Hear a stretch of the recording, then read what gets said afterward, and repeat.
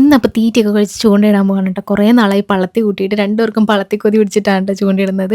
ആദ്യത്തെ തീറ്റയ്ക്ക് തന്നെ അജുവിനൊരു പള്ളത്തിക്കുഞ്ഞ് കിട്ടിക്കഴിഞ്ഞപ്പോൾ എനിക്ക് ആവേശമായി. ഞാനിടാമെന്നും പറഞ്ഞ് ഞാൻ മേടിച്ചു. പക്ഷേ ഞാൻ കുറേ നേരം ഇട്ടിട്ട് എനിക്കൊന്നും കിട്ടിയിട്ടില്ല. ആദ്യം ഇട്ട സ്ഥലത്തൊന്നും കിട്ടാഞ്ഞിട്ട് ഞാൻ അപ്പുറത്തും ഇപ്പുറത്തും ദൂരെയൊക്കെ പോയിട്ട് അപ്പുറത്തെ കടവിൽ ഇപ്പുറത്തെ കടവിൽ കുറച്ച് അങ്ങോട്ട് മാറി ഇതെന്തായാലും കിട്ടുമെന്നൊക്കെ പറഞ്ഞിരുന്ന സമയത്ത് എനിക്കൊരു കുഞ്ഞ് പറൽ കുഞ്ഞിനെ കിട്ടിയത്. തീരെ കുഞ്ഞായതുകൊണ്ട് ഞാൻ പിന്നെ വെള്ളത്തിലേക്ക് തന്നെ വിട്ടു.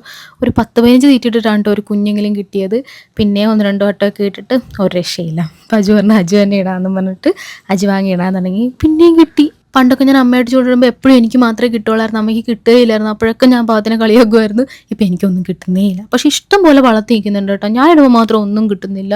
അപ്പം അജുവിന് പിന്നെയും പിന്നെയും കിട്ടുന്ന കണ്ടിട്ടപ്പോൾ എനിക്ക് വീണ്ടും ആവേശമായി. ഞാൻ ഇനി 5-6 തീറ്റ ഞാൻ ഇടാമെന്ന് പറഞ്ഞാൽ ഞാൻ മേടിച്ച്. പിന്നെ എനിക്ക് കിട്ടുന്നത് മൊത്തം ഈ കുഞ്ഞു പറൽ കുഞ്ഞിനെ. എനിക്ക് വേറെ ഒന്നും കിട്ടുന്നില്ല.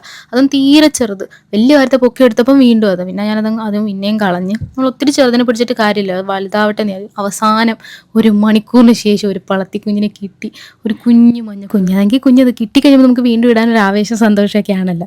തീറ്റ ഇടുമ്പോൾ നിറയെ കാണും, പക്ഷെ ഒന്നും കിട്ടത്തില്ല. കുറേ കഴിഞ്ഞപ്പോൾ ഒരു ചെമ്പല്ലി കുഞ്ഞിനെ കിട്ടിയിട്ടോ. ഇത് വറുത്ത് കഴിഞ്ഞാൽ നല്ല ടേസ്റ്റാണ്. തൊലിയൊക്കെ പൊളിച്ചിട്ട് വറുക്കണം. അജുന് ഭയങ്കര ഇഷ്ടമാണിത്. അങ്ങനെ നമുക്ക് ഒരു നേരം കൂട്ടാനുള്ള ഒരു 5 പള്ളത്തിയും ഒരു ചെമ്പല്ലി കുഞ്ഞും ഒക്കെ നമുക്ക് കിട്ടി. പരൽക്കുഞ്ഞിനെയൊക്കെ നമ്മൾ കളഞ്ഞു കേട്ടോ.